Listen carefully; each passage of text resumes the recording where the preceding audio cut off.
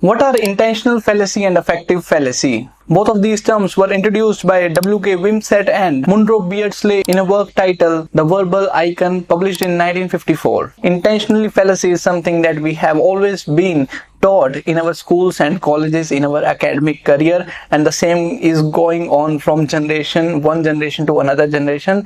And that is, for instance, whenever we go in an examination and whenever there is a poem to analyze, what we do is we start writing that in this poem the poet wants to say that.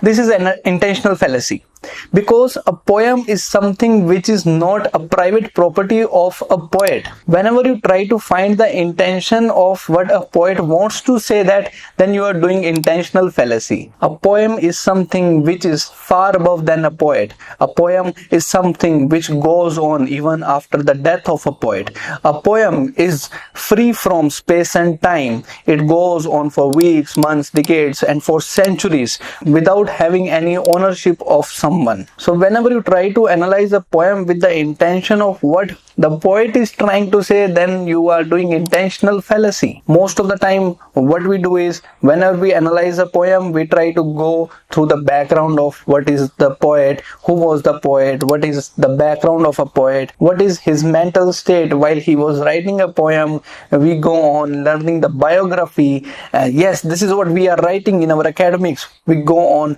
telling who was William Wordsworth, and then we go on figuring out what the poem is trying to say, what the poet is trying to say. This is the intentional fallacy that we have always been taught in our academics. A poem is a complex thing, and whenever a critic goes on to trying to find what the poet is intending to say by figuring out the background of a poet, the biography of a poet, what type of writing style he used to write, if he tries to interfere all these things and try to critique a poem, then he is doing intentional fallacy. Talking about affective fallacy, it is something that you do when a poem has an effect on you.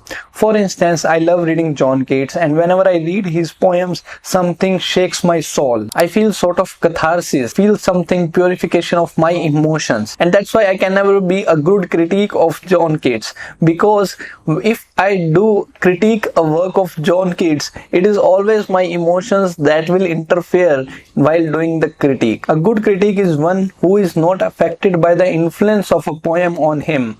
He remains detached with the poem. He goes on doing the criticism objectively rather than getting into it and letting the emotions of himself interfere in the criticism. But once he gets affected by the poem, the case that I am always affected by the poems of John Keats, that is why I am always doing affective fallacy whenever I critique a work by John Keats. So I cannot be a good critic of John Keats just because of the affective fallacy. So I hope you understood what is intentional fallacy and affective fallacy. If you find the video helpful, do not forget to subscribe the channel for more updates on English literature. That's it for this video.